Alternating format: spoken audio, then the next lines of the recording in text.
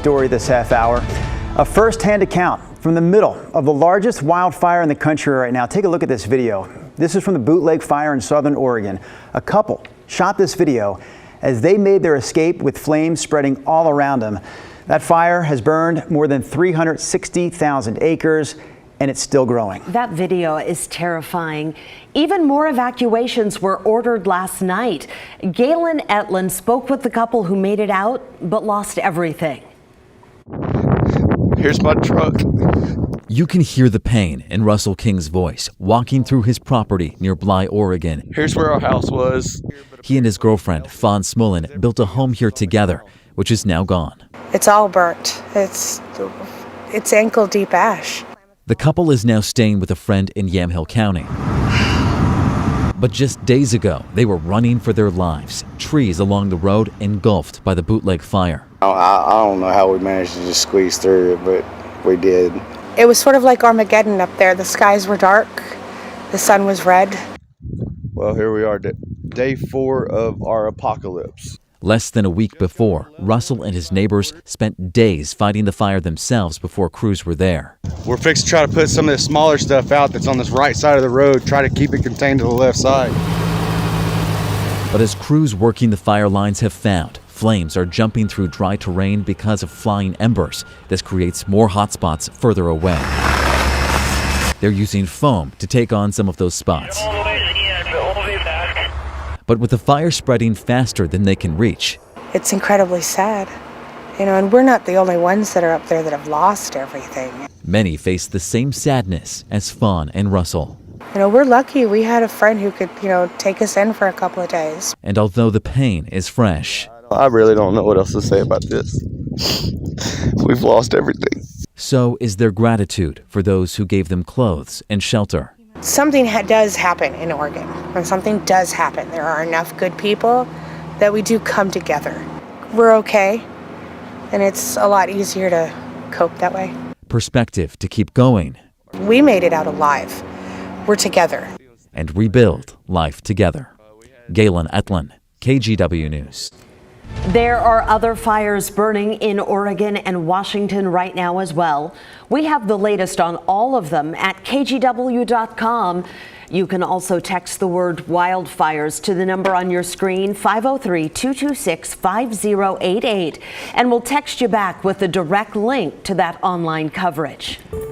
Let's get to 3 things to know about COVID this morning. For starters, the number of COVID cases in and around the Olympic grounds in Tokyo continues to rise ahead of Friday's opening ceremony.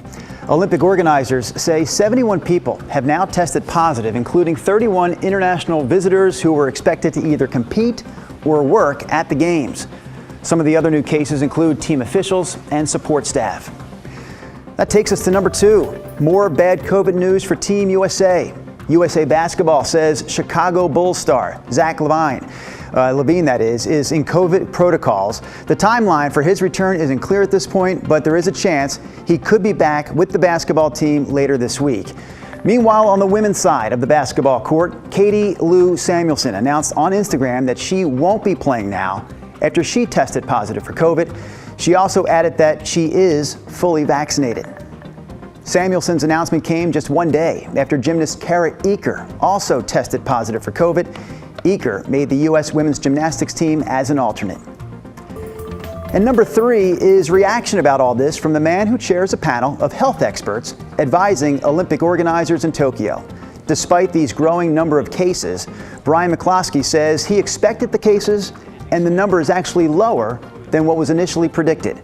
He said there was never a guarantee that athletes wouldn't become infected, and he also added that the protocols in place have worked to prevent a super spreader event so far. And those are 3 things to know about COVID this morning. The family of a missing Gresham Man is asking for the public's help to find him. Bob Song is 60 years old. He was last seen July 5th, just over 2 weeks. Bob stands out. Bob has been physically disabled his entire life. He's going to be needing help.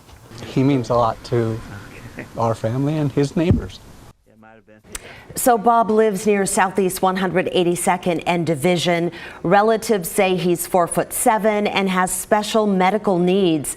He is diabetic and uses a wheelchair. He works for the Portland Bureau of Transportation, and his coworkers reached out to relatives when he stopped showing up for work. So we can also tell you that his van is missing. It's a gray 2015 Honda Odyssey with the license plate 315 MEU. There's no front plate on it. Anybody with information is asked to call the police non-emergency line. ODOT workers, meanwhile, cleared out a homeless camp in Salem yesterday. That camp off I-5 at the Market Street exit had been growing for the past year. But the new problem is there aren't enough shelter beds in Salem right now where those campers can go. Last night on The Story with Dan Haggerty, Dan heard from ODOT about why they needed to clear that camp now, and he also heard from outreach workers, that is, who are looking to help. As far as ODOT's side goes, they say it's simple. It's not safe for campers to be right next to an interstate exit. We don't want this activity around an interchange, a busy interchange. There's a lot of traffic. They're driving very fast. And sometimes they lose control of their vehicles, and then they could kind of go over and hurt and kill somebody. So that's why we don't allow camping on ODOT right away. Salem only has about 400 year-round shelter beds, and most of them are already full. ODOT says that they already know of other camps are growing in that area around the city, and local groups are trying to do what they can to help. Monday, the Denny's restaurant near the cleared campsite, they let organizations set up some booths in their parking lot to tell people about the help they can offer. That includes the Recovery Outreach Community Center, or ROC. There's nowhere for these people to go. There's no plan, there's nowhere for them to go, they just want them gone. And so our goal for today is to let them know about ROC. We have a drop-in center that's open 7 days a week. They can come in any condition. We have Wi-Fi, we have computers, we have resource navigators, we have food. We want them to know that we're there to help them and that we're here to help them and that they have people that care. Because they're human and we're human, and kindness and caring and empathy and compassion don't cost anything. The city's also hoping that someone in Salem has a building that they can turn into a temporary shelter. They're looking for something that they can use for the next few months and that they will foot the bill for with COVID relief money. And there are some stipulations. It needs to be at least 2,500 square feet along with bathrooms and be accessible for people with disabilities. It seems like a long shot, I know, but a lot of businesses closed their offices in the last year, so maybe it's not impossible. We'll let you know what happens. Dan Haggerty reporting for us. The Oregon Health Authority is trying to figure out if the water at Hag Lake led to the death of a family's dog. That dog died last week after playing in the water near the dam. The state took multiple samples Friday looking for elevated levels of a blue-green algae.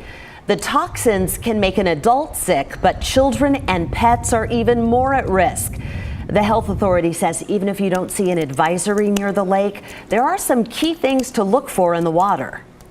If the water looks foamy or scummy, or it looks thick like paint, if it's different colors, it can be a pea green or really bright blue green, almost like turquoise, but sometimes it can look white or even brownish red.